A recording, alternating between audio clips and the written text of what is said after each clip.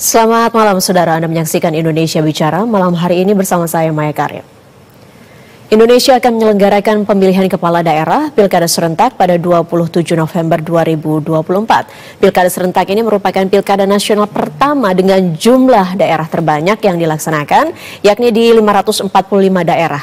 Netralitas ASN, TNI, Polri, dan media penyiaran merupakan faktor dalam menjamin terselenggaranya pilkada yang demokratis dan berkualitas. Netralitas ASN dan media penyiaran juga menjadi pilar fundamental dalam demokrasi. ASN dan media harus melayani masyarakat tanpa memihak pada golongan tertentu. Lalu apa tantangan yang dihadapi ASN dan media penyiaran dalam menjaga netralitas? Kita bahas bersama dalam Indonesia Bicara malam hari ini. Kami sudah tersambung secara daring dengan para narasumber. Ada Ketua Bawaslu RI Pak Rahmat Bagja. Selamat malam Pak Rahmat. Malam Mbak, Assalamualaikum, sehat-sehat selalu. Baik, sehat, salam sehat Pak Rahmat. Kemudian ada Komisioner Koordinator Bidang Pengawasan Isi Siaran KPI Pusat, ada Bang Tulus Santoso. Selamat malam Bang Tulus. Selamat malam Mbak Maya, salam sehat. Baik, salam sehat. Dan ada juga Pak Yogi Suprayogi, pengamat kebijakan publik dari Universitas Padjadjaran Bandung. Selamat malam Pak Yogi. Assalamualaikum, selamat malam Mbak. Malam semua. Baik, waalaikumsalam.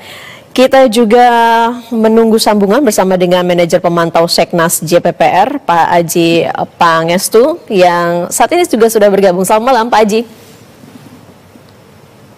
Halo, selamat malam, Mbak Maya. Baik, seluruh narasumber sudah hadir. Terima kasih atas waktunya. Saya mungkin ingin ke Pak Rahmat Bagja terlebih dahulu. Sebelum kita memulai dialog, kita terlebih dahulu akan simak pernyataan Presiden Joko Widodo terkait dengan Pilkada serentak 2024 berikut ini. Sebentar lagi kita akan memasuki tahapan Pilkada 2024. Saya minta Polri turut mendukung dan mensukseskan pesta demokrasi ini. Jaga netralitas, jaga stabilitas, dan jaga demokrasi kita agar Pilkada dapat berlangsung aman, jujur, dan adil. Ya, pernyataan tersebut disampaikan di HUT Bayangkara dalam upacara yang berlangsung di lapangan Monas, Jakarta pada kemarin. Untuk menanggapi hal tersebut, bagaimana kemudian kita menjaga netralitas dan stabilitas serta demokrasi jelang Pilkada 2024, saya ingin dapat tanggapan dari Ketua Bawaslu RI, Pak Rahmat Bagja. Sebetulnya dari segi peraturan, sudahkah kuat begitu untuk bisa menjaga netralitas, khususnya ASN, TNI, dan Polri, Pak Rahmat? Dari segi peraturan Mbak, kita lihat bahwa untuk netralitas ASN itu sudah bagus ya, sudah sampai sini baik. Jadi ada SKB 5 lembaga yang mengatur tentang pedoman dan juga penanganan pelanggaran netralitas ASN yang dikeluarkan oleh Komisi Aparatur Sipil Negara, Menpan RB, Menteri Dalam Negeri, Badan Kepegawaian Negara, dan Badan Pengawas Pemilu dalam menghadapi pemilihan umum dan pemilihan kepala daerah. Nah sekarang karena kemarin kita sibuknya di pemilu, maka perubahan ini juga disampaikan lagi kepada masyarakat bahwa ada lagi momentum yang namanya pemilihan kepala daerah. Dengan itulah diharapkan semua proses yang ada itu bisa terjaga dengan baik netralitas ASN. Kemudian dengan polisi, kita sudah buat MOU dengan polisi dan juga penanganannya yang akan dilakukan oleh teman-teman kepolisian, khususnya di Inspektorat atau Irwasum, dan juga di Mabes TNI ada OTMIL dan juga ada pengawas nanti di bawah Inspektorat di Mabes TNI. Jadi sudah ada regulasinya. Tinggal nanti bagaimana proses yang akan kita tangani. Nah, belajar sekarang itu sudah ada temuan-temuan, Mbak ya. Baik. Ke Komisi Aparatur Negara, ke Komisi Aparatur Negara tentang adanya indikasi pelanggaran atas ASN di tahapan pilkada kali ini. Baik, ternyata di tahapan saat ini juga sudah mulai ditemukan ya dugaan ataupun temuan dari ketidaknetralan para ASN. Saya ingin dapat tanggapan juga dari KPI sejauh ini dalam mengawasi begitu ya. Apakah sudah dilengkapi dengan regulasi yang kuat juga di penyiaran, Bang Tulus?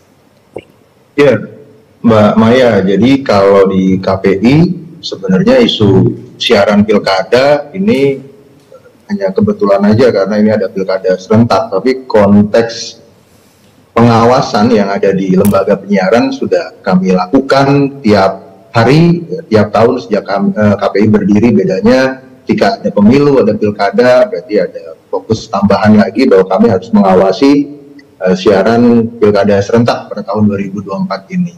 Dan di P3SPS kami juga sudah ada khusus untuk pemilu dan pilkada, itu ada di pasal 71. Di sana yang ditekankan secara umum adalah aspek keadilan, proporsionalitas, dan juga netralitas dari lembaga penyiaran itu sendiri.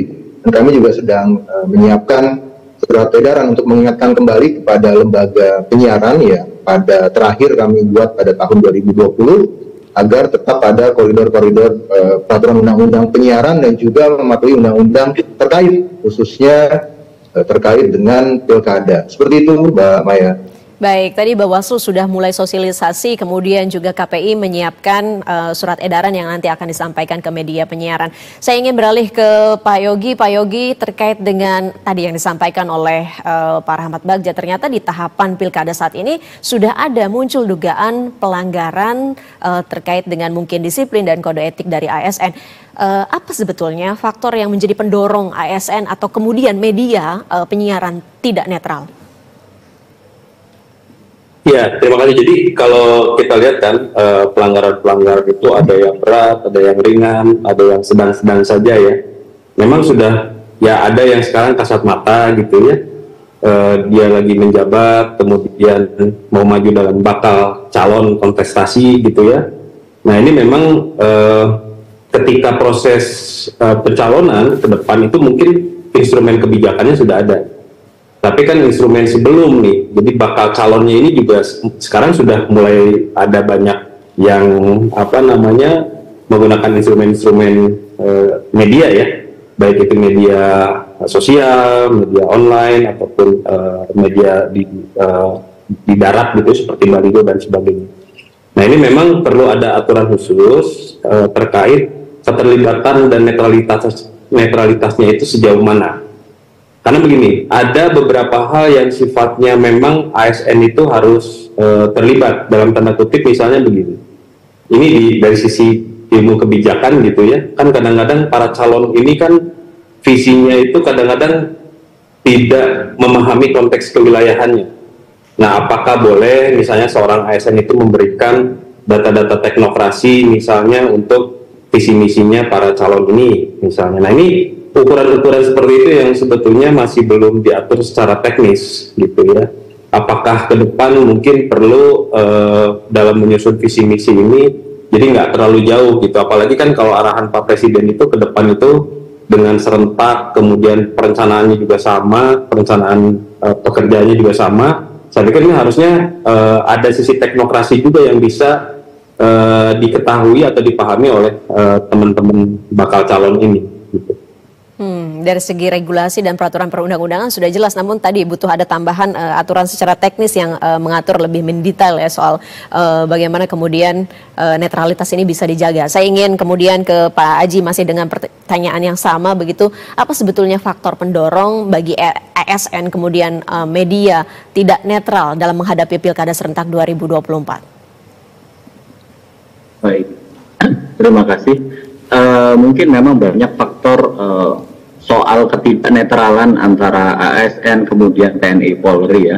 Memang faktor ketidaknetralan mereka itu ada berbagai macam, baik dari sisi birokrasi atau kemudian mereka ada mempunyai naluri bagaimana kemudian mereka nanti mau bisa mempertahankan diri mereka di posisi atau jabatan tertentu ketika nanti calon terpilih itu adalah orang yang memang sudah dianggap oleh ASN atau kemudian TNI Polri itu ini pasti menang, maka kemudian ada naluri-naluri untuk mendukung salah satu pasangan calon tertentu.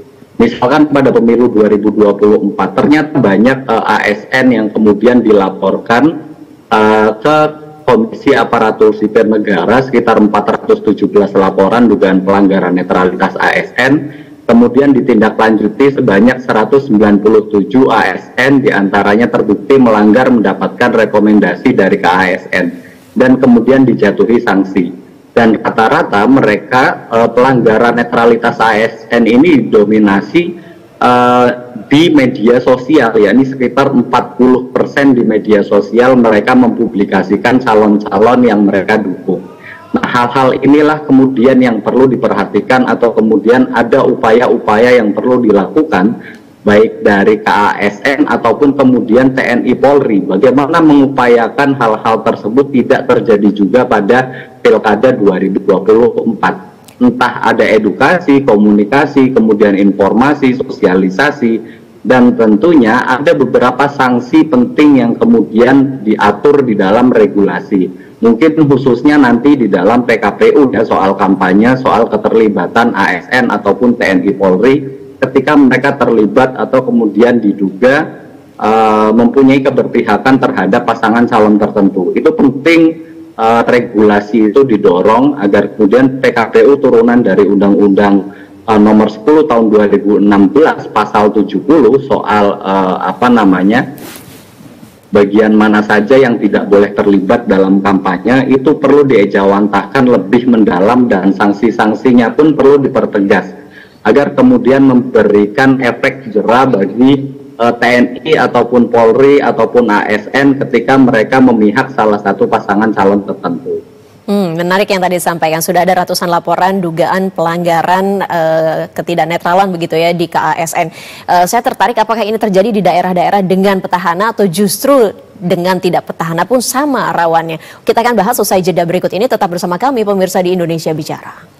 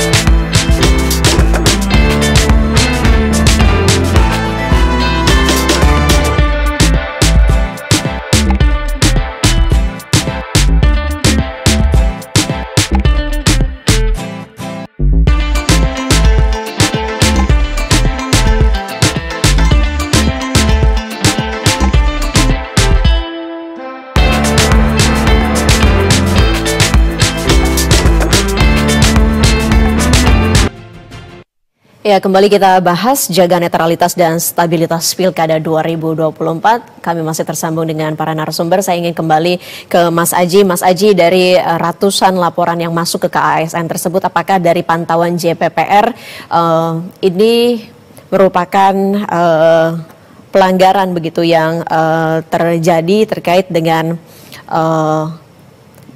jenisnya seperti apa? Jenis pelanggaran yang terjadi ini apakah dilihat dari adanya petahana di daerah tertentu atau justru tidak ada petahana yang merupakan tempat asal laporan berada? Untuk data KSN yang tadi saya sebutkan itu adalah contoh pada pemilu 2024. Tapi kalau misalkan kita melihat pada Pilkada 2024, itu mungkin jumlahnya akan jauh lebih besar daripada pemilu 2024 lalu.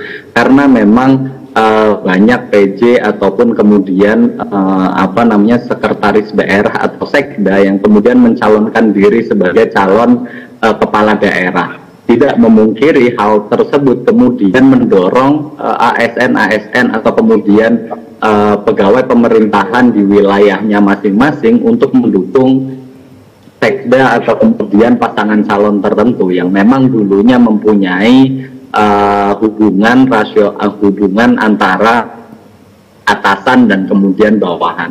Yang ketika atasan tersebut mencalonkan diri sebagai calon kepala daerah, otomatis ada sedikit keberpihakan atau kemudian ada upaya-upaya yang dilakukan oleh pejabat atau kemudian ASN atau pegawai pemerintahan yang kemudian mendukung mereka. Karena memang keberpihakan ini paling banyak memang muncul di sosial media, entah mereka upload di WhatsApp, kemudian grup WhatsApp atau sosial media lainnya seperti Instagram dan kemudian Facebook mendukung salah satu pasangan calon tertentu. Tentu hal ini perlu diantisipasi ya dengan mungkin adanya regulasi-regulasi di media sosial atau kemudian di beberapa hal, atau kita perlu juga adanya posko aduan yang kemudian bisa langsung teradu ke Bawaslu dan kemudian bisa langsung dilaporkan ke KASN, agar semuanya terdata berapa jumlah ASN yang kemudian ada dugaan pelanggaran soal netralitas mereka, yang kemudian bisa ditindaklanjuti oleh KASN ataupun kemudian ditindaklanjuti oleh teman-teman Bawaslu atau direkomendasikan oleh teman-teman Bawaslu hasil temuannya ke Komisi Aparatur Sipil Negara, agar kemudian diberikan sanksi yang memang memberikan efek jera bagi mereka. Karena kalau misalkan hanya teguran atau kemudian tidak ada sanksi yang begitu bermakna bagi mereka, menurutku itu akan sia-sia soal sosialisasi ataupun kemudian kegiatan lainnya seperti edukasi dan segala macamnya. Karena saya yakin mereka itu sadar, ASN atau kemudian TNI, Polri, mereka sadar soal regulasi bagaimana mereka harus menjaga netralitas mereka. Tapi kenapa kemudian mereka muncul adanya ketidaknetralan, itu adalah bagaimana mereka mempertahankan posisi mereka di pemerintahan itu atau kemudian di jabatan-jabatan tertentu untuk mendukung salah satu pasangan calon tertentu. Ketika nanti menang, mungkin mereka akan diiming-imingi hal-hal yang lain yang lebih menggiurkan atau posisinya tidak tergeser. Nah, hal-hal itu yang kemudian mampu mendorong terjadinya pelanggaran netralitas ASN, TNI, dan Polri.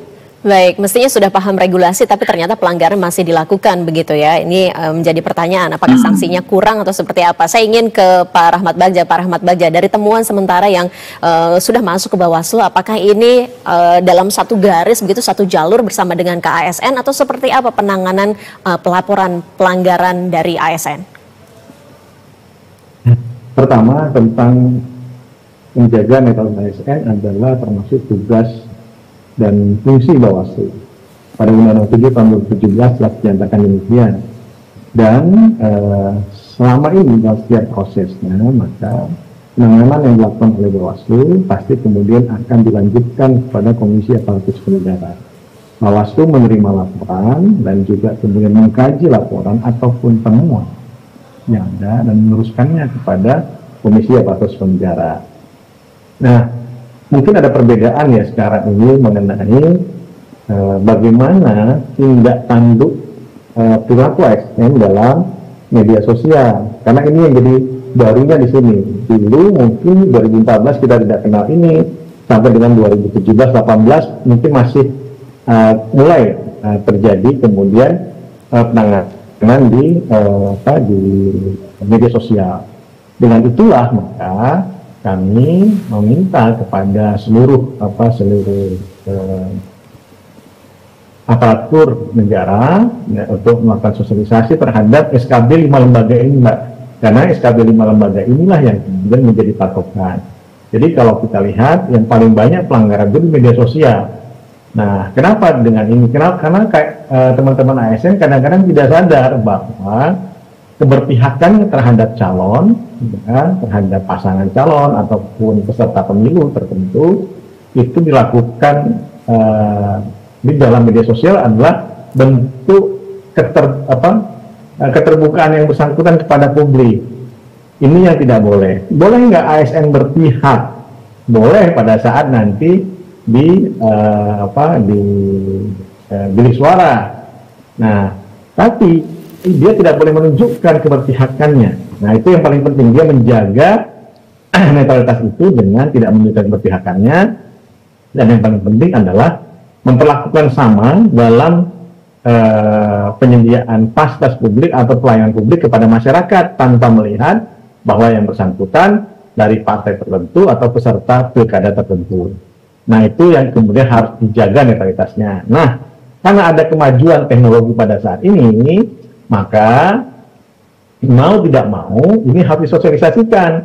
Jadi teman-teman ASN kadang-kadang lupa like, comment, and share. Tiba-tiba mereka, ini ada pasangan pilkada, dia like, waduh kena ini. Kemudian ada komen, ini pasangan pilihan gua nih. Nah itu jadi trouble pada saat ini. Oleh sebab itu, dengan majunya teknologi dan juga majunya teknologi informasi dan media sosial, maka kami kira harus disosialisasikan secara terus-menerus kepada teman-teman ASN, menjaga jari mereka ini agar tidak terlalu lincah dan juga menjaga yang bersangkutan netralitasnya di depan publik. Nah, tapi ASN juga harus pilihan, Mbak. ASN juga boleh memilih.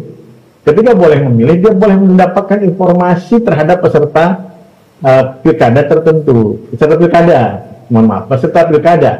Oleh sebab itu, informasi itu harus didapatkan. Namun, yang bersangkutan tidak boleh ikut kampanye, yang bersangkutan hanya mendapatkan informasi tentang peserta pilkada, yang bersangkutan kemudian tidak boleh menunjukkan dalam media sosialnya keberpihakan. Ini yang paling penting, karena yang paling banyak pelanggarannya di media sosial. Oke. Jadi kalau media umum banyak terjadi di media sosial ya. Yang akan maju teman-teman kepala dinas. Tapi kalau di media sosial, ini teman-teman ASN yang staff yang tidak sadar kemudian memainkan jarinya. Itu yang kemudian jadi persoalan. Nah, saya kira Mas Aji kemudian ada beberapa sekda yang sudah kena teguran ini, bukan hanya teguran, mohon maaf sudah kena peringatan sedang, sanksi sedang di catatan. Jadi kalau di ASN itu kalau sudah ada catatan, maka akan itu berpengaruh terhadap SKP atau dulu disebut DP3 terhadap track record yang bersangkutan dalam kepegawaian. Ini yang paling penting, sehingga kemudian walaupun dikasih sanksi peringatan itu akan jadi bahan pertimbangan untuk menaikkan pangkat dan golongan. Itu yang paling penting ya. Sehingga semua harus tercatat dan harus dikerjakan. Baik, pelanggaran yang akan tercatat begitu ya. Saya ingin ke Bang Tulus. Bang Tulus, jika di KPI sendiri seperti apa temuan terkait dengan dugaan pelanggaran di Pilkada 2024 ini? Apakah sudah terjadi? Jika belum terjadi, bagaimana dengan evaluasi pemilu 2024 yang lalu? Ya, jadi memang sebenarnya kalau di penyiaran ini ada tiga isu besar lah terkait dengan hajatan pemilu ataupun pilkada. Pertama, kebutuhan publik gitu, untuk mengetahui kandidat-kandidat ataupun siapa saja sih sebenarnya yang akan maju nantinya di daerahnya. Bagaimana kemudian dengan portofolionya, tanggal berapa sih kemudian pencoblosannya seperti itu. Atau ada informasi apakah tadi kalau kita bicara soal pelanggaran di lapangan misalnya dengan teman-teman Bawaslu, apakah itu juga kemudian dimunculkan dan menjadi bagian dari informasi publik seperti itu. Kemudian ada rupiah juga di sana, Mbak Maya. Jadi hajatan pemilu pilkada ini di sana juga ada iklan gitu. Artinya lembaga penyiaran juga waktunya itu salah satu menjadi momen untuk kemudian mendapatkan pemasukan dari iklan selama pilkada serentak ini nantinya. Dan kemudian ada juga kepentingan politik. Jadi kalau ternyata memang lembaga penyiaran itu berafiliasi gitu ya, dengan kelompok politik tertentu yang kita semua juga tahu masing-masing gitu ya, lembaga penyiaran entah itu pemilik sahamnya dan seterusnya ada kedekatan ataupun afiliasi dengan kekuatan politik tertentu, tentu tidak terlepas gitu ya, dari kepentingan nantinya juga yang mungkin saja bisa dilakukan oleh medianya. Nah, untuk hal tersebut maka kemudian tadi dibutuhkan satu aturan, satu regulasi ini yang kemudian kami kawal. Kalau kita bicara bagaimana dengan pemilu kemarin dari sekian banyak temuan ada yang memang menjadi sanksi, walaupun memang sanksinya kalau sanksi dari KPI sementara ini sanksi administratif, teguran tertulis seperti itu. Dan kalau kita bicara pilkada 2020, pilkada yang tingkat terakhir gitu ya, gelombang terakhir, itu setidaknya ada 3 televisi catatan KPI yang kemudian mendapatkan sanksi teguran tertulis. Nah, secara umum biasanya terkait bagaimana kemudian menampilkan ya, para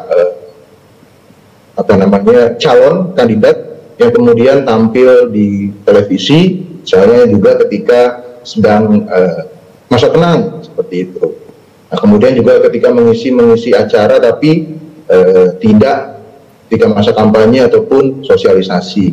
Nah, itu pada tahun lalu berdasarkan hasil pemeriksaan pada tahun 2020 berdasarkan hasil pemeriksaan rapat pleno komisioner KPI, kemudian ada 3 televisi yang mendapatkan sanksi teguran tertulis, Mbak Maya. Sudah ada sanksi-sanksi tertulis ataupun administratif yang memang sudah dikeluarkan ya pada pilkada yang lalu 2020. Saya ingin ke Pak Yogi berikutnya. Pak Yogi, dengan mendengarkan tadi, sesungguhnya dari temuan pelanggaran sudah dilakukan sanksinya begitu. Apakah memang sanksi yang sudah dikeluarkan selama ini sudah berjalan dengan optimal atau bagaimana pandangan Anda? Ya, sanksi ini kan sebetulnya kan pilkada ini kita bukan pertama ya melakukan ini ya. Cuman pilkada sekarang itu kan lebih banyaknya serentak gitu kan. Nah, memang yang harus ada di warning juga itu BUMN, BUMD itu juga apakah masuk di dalam pengawasannya Bawaslu ya dan KPI, karena mereka juga kan ada penggunaan uang negara di situ. Ini juga poin penting untuk aturan teknis BUMN, BUMD seperti apa. Nah, kemudian kalau kita bicara tentang ASN, ini ASN itu banyak kategorinya, ada yang PNS, ada yang P3K, ada yang sekarang itu masih ada yang honorer nih. Nah, saya lihat kalau misalnya yang seperti saya lah, PNS itu kan mudah ngedeteksinya, lihat aja di Instagramnya, lihat saja di Facebooknya misalnya. Tapi kalau misalnya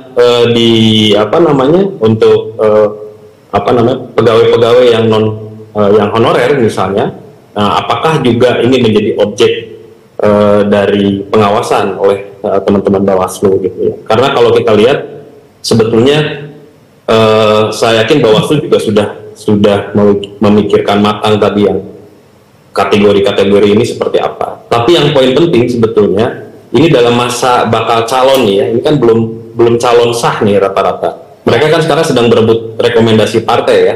Nah, ini apakah masuk juga Bawaslu dalam pengawasan seperti ini? Karena justru banyak pelanggaran itu saya lihat nih ya di daerah saya justru banyaknya saat ini ada yang BUMD ya maju menggunakan logo partai di belakangnya. Nah, apakah sampai sejauh itu pengawasannya? Apakah ada teguran terhadap itu? Nah, kemudian misalnya ada juga yang di beberapa daerah tadi pejabat JPT utamanya ya seperti Sekda tadi gitu ya, atau kepala dinas atau cuman eselon 3. Dia juga ikut maju kontestasi. Nah, sudah mulai masang-masang baligo dan sebagainya. Nah, apakah itu juga menjadi objek pengawasan kita?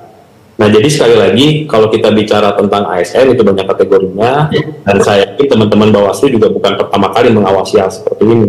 Tapi yang harus dieskalasi dalam pengawasan itu adalah tadi termasuk apakah objek BUMN, pegawai BUMN, BUMD itu juga menjadi objek pengawasan. Karena sebetulnya kalau kita lihat ini tidak pernah dibahas. Saya beberapa kali diundang di narasumber untuk ASN ya selalu tentang ASN. Tapi kalau kita bicara tentang pegawai pemerintah di dalamnya, di situ juga ada BUMN, BUMD. Nah, bagaimana cara mengawasi yang paling efektif bukan hanya dari media sosial, karena kalau media sosial saya pikir mudah ya melihatnya.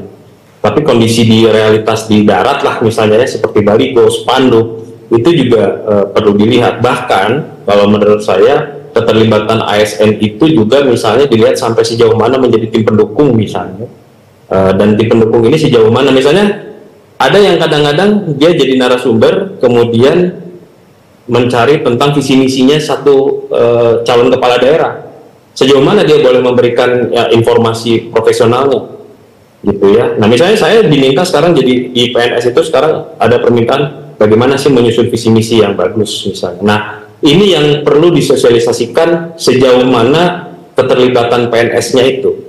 Ya kalau saya sebagai profesional misalnya dosen, peneliti gitu di bidang reformasi birokrasi misalnya, ya pasti akan ada yang permintaan ini bagaimana sih untuk menyusun reformasi birokrasi yang baik. Nah, keterlibatan saya ini sampai sejauh mana? Etiknya sampai sejauh mana? Apakah saya terlibat misalnya di dalam hal itu? Nah, apakah saya juga misalnya dilihat sebagai profesional di situ? Jadi kita coba pisahkan mana aspek profesional, mana aspek sebagai kepegawaian dia sebagai ASN. Nah ini juga perlu ada aturan khusus yang teknis seperti ini. Kadang-kadang kalau kita lihat ya hanya dilihatnya kan di misalnya pakai nomor 1, 2, 3 kan hanya dilihat itu saja, itu sederhana sebetulnya. Cuma sekarang itu harus dieskalasi, dinaikkan lagi. Oke, bicara soal kaburnya batasan ini, kita bahas malam hari ini. Saya ingin mendapatkan tanggapan langsung dari Pak Rahmat Bagja menanggapi apa yang tadi disampaikan oleh Pak Yogi. Pak Rahmat. Oke, makasih Mbak. Pertama, dalam ASN terbagi atas dua. Pertama PNS, pegawai negeri sipil, dan kedua adalah P3K. Nah, aturannya sudah jelas kalau tentang ini. Nah, kemudian bagaimana yang honorer? Karena kan ada dalam sampai 2024 ini masih ada yang honorer. Nah, honorer termasuk dalam objek pengawasan Bawaslu. Kenapa demikian? Karena dalam perjanjian kerja yang dilakukan biasanya ya hampir di seluruh perjanjian kerja honorer itu memuat bahwa yang bersangkutan tidak boleh berpihak. Jika yang bersangkutan melakukan tanda tangan dengan pihak pemberi kerja, pemberinya siapa? Sekretariat atau sekretariat jenderal atau kemudian juga biasanya sekretariat jenderal atau sekretariat daerah yang ada di pemerintahan daerah masing-masing. Nah, bagaimana dengan BUMN? Walaupun ini jadi persoalan, betul kata Mas Yogi, ini jadi persoalan karena pegawai BUMN inilah yang jarang tercakup dalam undang-undang ASN. Oleh sebab itu, ini persoalan sendiri Mas Yogi, karena dalam aturannya BUMN ini tidak masuk dalam kategori ASN ataupun pegawai honorer yang dipekerjakan oleh pemerintah. Nah, itu yang jadi persoalan. Nanti kita belum berbicara lagi misalnya PKH, pendamping keluarga harapan, atau pendamping desa yang ada indikasi digunakan oleh peserta pilkada tertentu. Oleh sebab itu, ini tentu akan jadi masukan yang baik ke depan. Karena keterbatasan regulasi agak sulit juga kita melakukan pengawasan di bidang tersebut. Nah, inilah yang perlu kita pikirkan ke depan. Ini membuat masukan kepada pembuat aturan. Siapa pembuat aturannya ke depan adalah pemerintah dan DPR. Apakah kemudian pegawai BUMN termasuk dalam kategori pegawai atau yang termasuk harus netral dalam melakukan kampanye dan lain-lain, atau memperlihatkan keberpihakannya terhadap peserta pemilu atau peserta pilkada tertentu.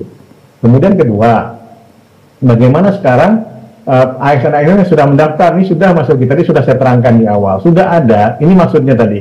Jadi sudah ada laporan dan temuan kami yang kemudian kami kaji, itu ada indikasi pelanggaran netralitas ASN terhadap teman-teman ASN yang secara aktif mendaftar kepada partai politik tertentu, kepada partai politik untuk mendapatkan dukungan. Oleh sebab itu ada yang protes loh, Bawaslu kok sampai sejauh ini yang protes bahkan banyak jadi protes loh, kok sampai sejauh ini Bawaslu melakukan pengawasan. Nah, karena kami ASN itu kan tidak diatur kemudian netralitasnya itu kapan kemudian dia harus off dan lain-lain.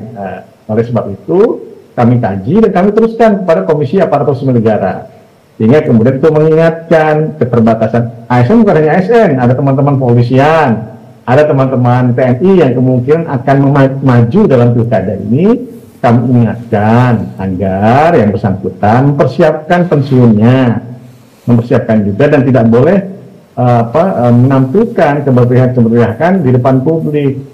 Kalau di belakang publik seperti apa ya? Kami juga tidak tahu kalau di belakang publik seperti apa. Itu kan ini perlu dilihat nanti apakah itu masuk dalam objek pengawasan yang di belakang publik ini.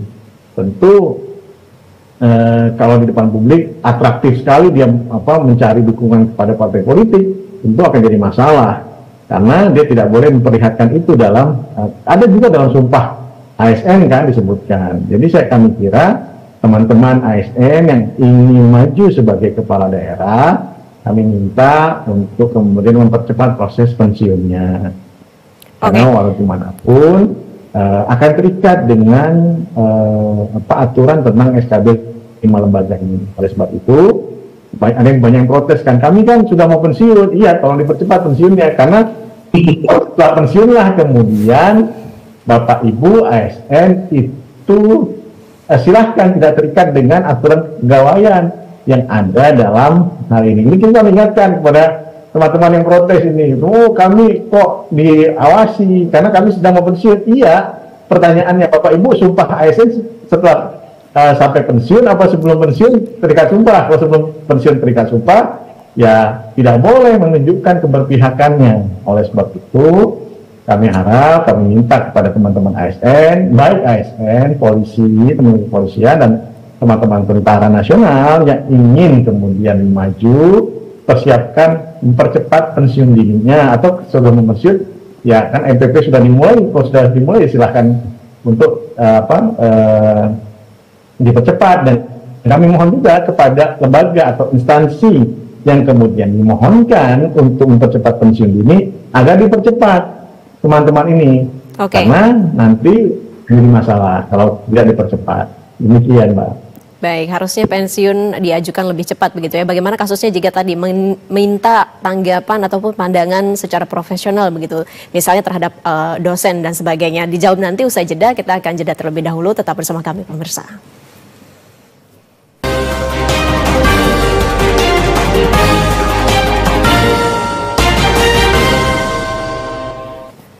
Ya, Anda kembali lagi bersama kami di Indonesia Bicara. Kita lanjutkan perbincangan kita. Saya langsung ke Pak Rahmat Bagja. Pak Rahmat Bagja, terkait dengan pandangan akademis nih, apakah menjadi objek juga begitu dari Bawaslu? Belum sampai sejauh itu ya, Mbak ya. Jangan juga misalnya ya, teman-teman partai politik, teman-teman peserta pilkada itu dijauhkan dari dunia akademik membantu visi misi. Kan ini bukan kemudian kampanyenya, bukan kemudian mengajak masyarakat untuk memilih, tapi dia membuat visi misi yang baik sehingga kemudian dibantu oleh tenaga profesional dosen. Oleh sebab itu sampai saat ini belum ya, tapi kemudian kalau berbicara secara aktif di parpol pada saat kampanye itu nggak boleh. Setelah itu boleh, setelah kampanye boleh. Pola pengawasan yang nanti akan diterapkan akan seperti apa dari Bawaslu? Baik, Pak Rahmat Bagja, terkait dengan pola pengawasan untuk pilkada serentak ini akan seperti apa? Apakah dilakukan secara dari waktu ke waktu atau menunggu adanya laporan atau seperti apa? Kami bahkan kami cek juga, misalnya ketika di media ada teman-teman ASN yang daftar ke partai politik, itu jadi perhatian kami. Nah, itu tidak dilaporkan oleh masyarakat pun seharusnya Bawaslu sudah melakukan kajian terhadap hal itu. Dicegah dulu kepada yang bersangkutan. Pak, kalau seperti ini, Pak, Ibu, kalau seperti ini, Bapak Ibu akan melanggar netralitas ASN. Oleh sebab itu, Bapak Ibu sabar dulu, nunggu izin dulu dari nunggu percepatan pensiun dari teman-teman dari atasan misalnya. Oke, saya sudah mengajukan pengunduran diri, ya sudah, boleh. Tapi kalau belum misalnya, itu jadi perhatian kami, yang bersangkutan masih aktif sebagai sekda, masih tanda tangan nih, Mbak, biar kemudian secara atraktif maju ke para peserta politik. Wah, itu jadi perhatian, itu bakal jadi kajian kami, jadi temuan untuk diteruskan kepada Komisi Aparatur Sipil Negara.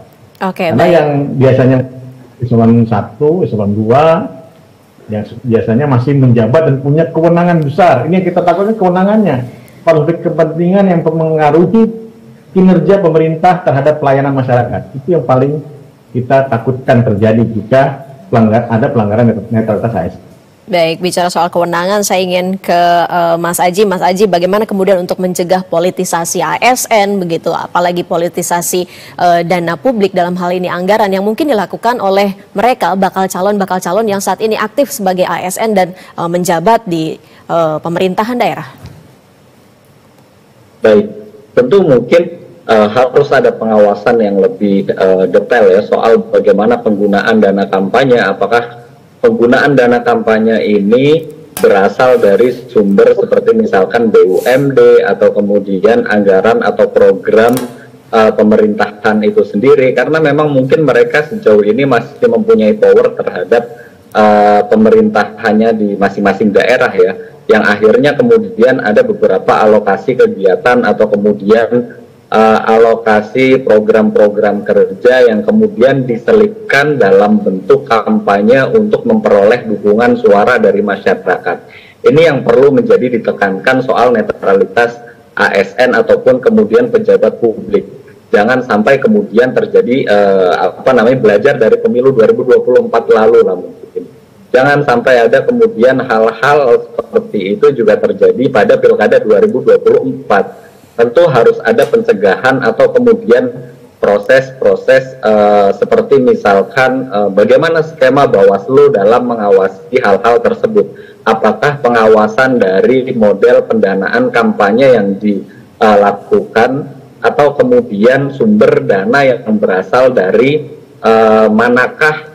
sumber dana yang berasal dari manakah ini dalam program kampanyenya. Nah, Bawaslu harus mempunyai kewenangan yang lebih jauh untuk menelusuri hal-hal tersebut.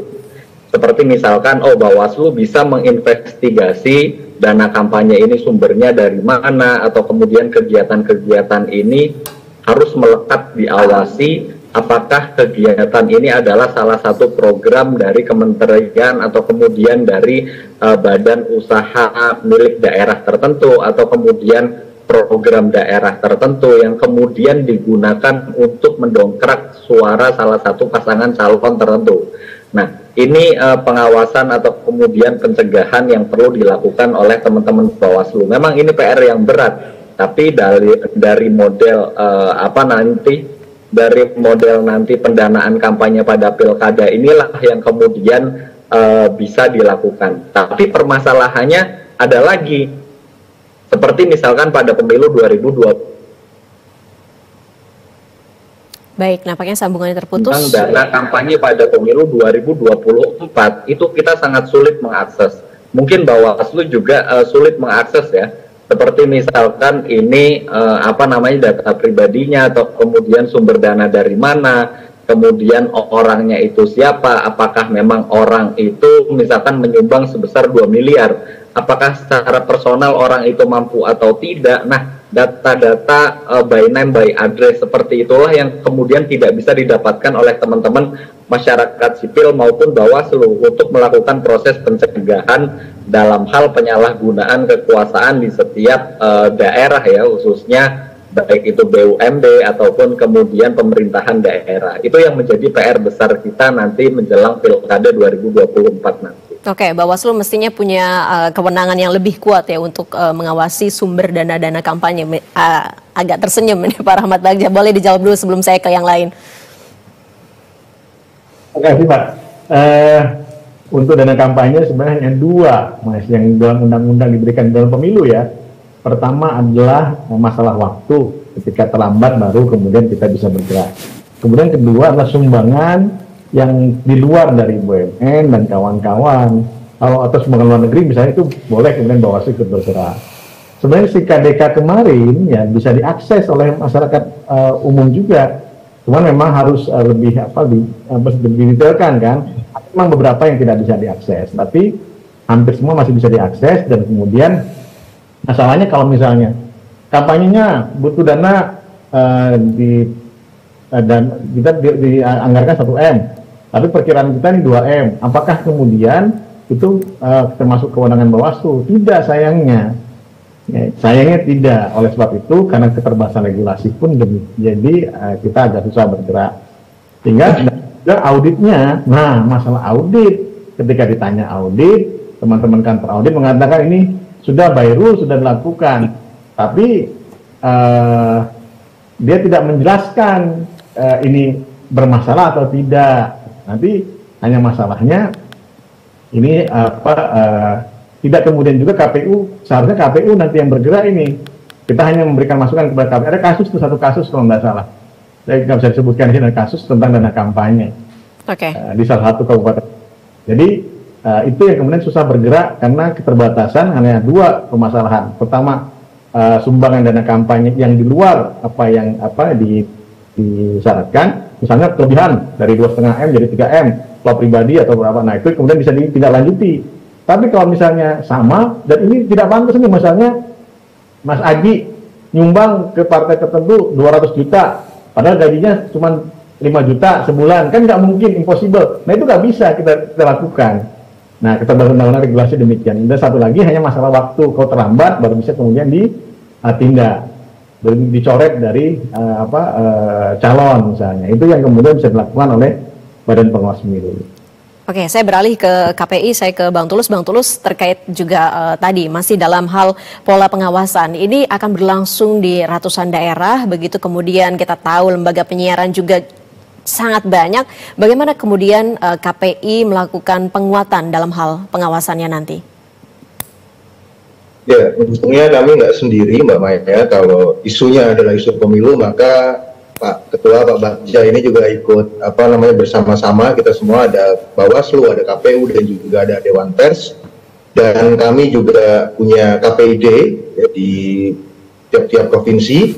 Dan tentunya nanti juga di level pusat, KPI pusat akan berkoordinasi dengan KPU, Bawaslu RI, dan juga Dewan Pers. Tapi di level daerahnya nanti juga akan berkomunikasi dengan Bawaslu dan KPU baik di level provinsi maupun nanti di kota kabupaten. Jadi semua bisa komprehensif seperti itu, dan batasannya adalah kalau lembaga penyiaran maka menjadi kewenangan KPI baik di pusat maupun di daerah, dan nanti terkait dengan peserta pilkadanya maka kemudian itu menjadi ranahnya Bawaslu dan juga nanti KPU. Itu enggak, jadi kami nanti juga tadi sudah diskusi dengan Pak Ketua bahwa kalau di pemilu kemarin ada gugus tugas gitu ya, maka sebenarnya nanti di Pilkada 2024 ini juga kita duduk bersama lagi, kemudian dalam gugus tugas bisa saling berdiskusi, bertukar informasi, kemudian melihat dan mengawasi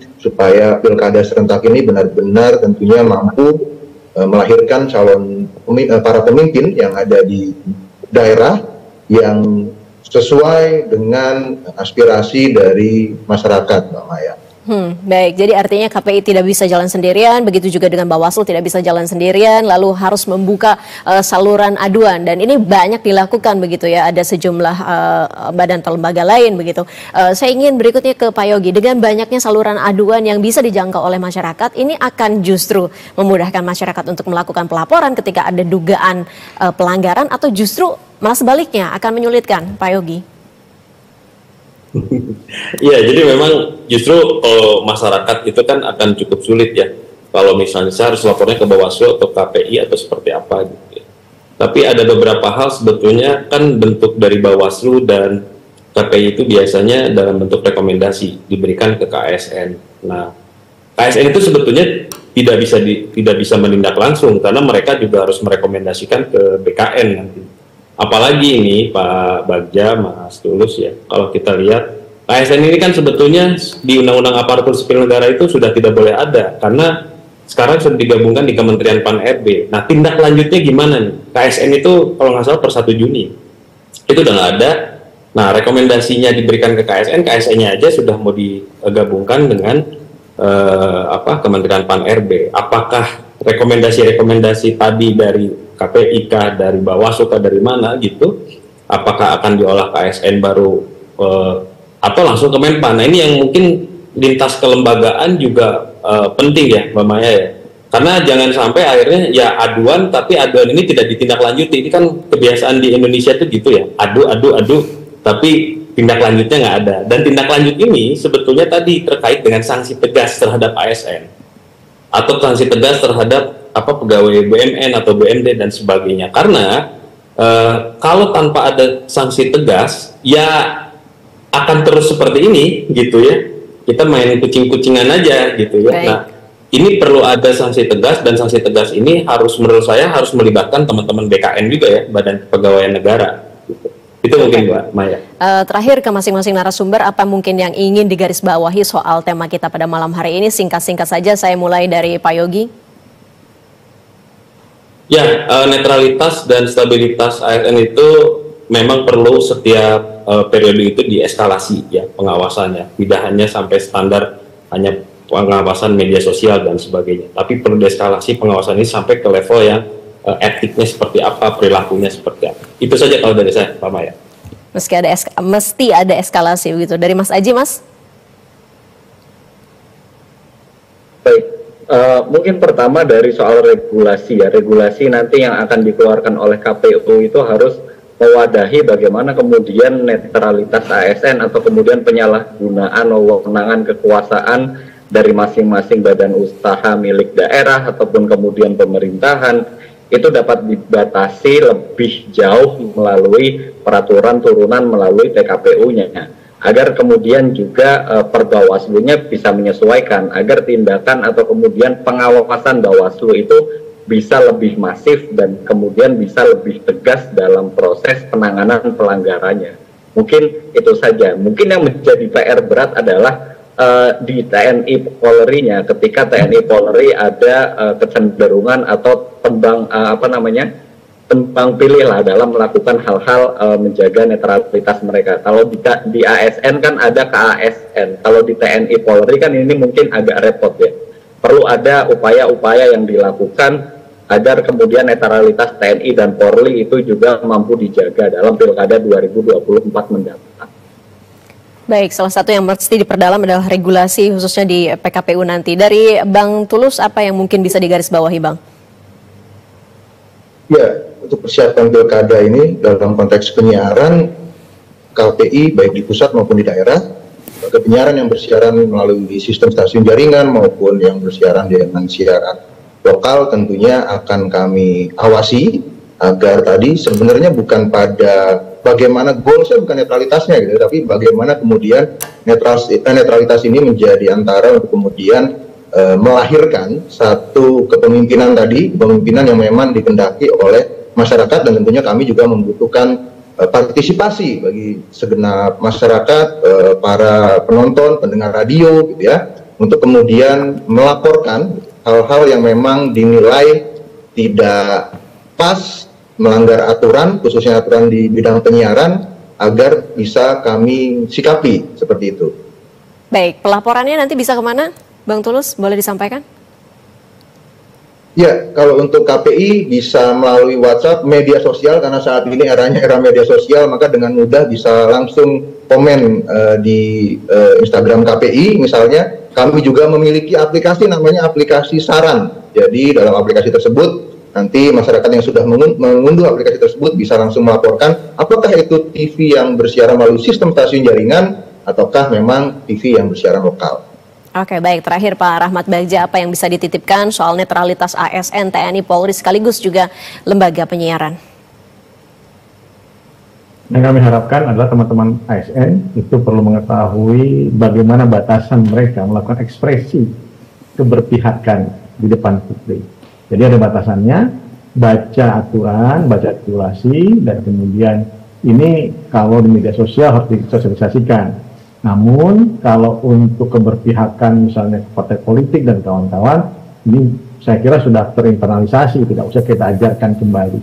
Kami harapkan teman-teman yang punya kecenderungan terhadap peserta pilkada tertentu dapat menyalurkannya lewat bilik suara ke depan. Dan kemudian tidak menampilkan, teman-teman ASN tidak boleh menampilkan keberpihakannya di dalam seluruh aspek pelayanan publiknya.